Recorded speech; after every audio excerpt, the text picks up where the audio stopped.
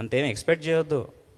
ఒకడు పైకి వెళ్తే వాడిని బురద జల్లి కిందకి లాగాలనే ట్రై చేస్తారు, కానీ అమ్మా దేవుడు ఇంత ఆశ్రయించాడు కదా, ఆశీర్వాదం నేను భాగస్వాములు అవుతానే వాళ్ళు ఉంటారని ఎక్స్పెక్ట్ చేయొద్దు. ఎందుకు చెప్తున్నాను ఈ మాట అంటే, when you share to your wrong person your vision dies. దయచేసి ఫీల్ అవ్వద్దు. నీ దర్శనాన్ని, నీకు దేవుడు నీతో మాట్లాడిన దాన్ని ఎవడికి పడితే వాడికి షేర్ చెయ్యొద్దు.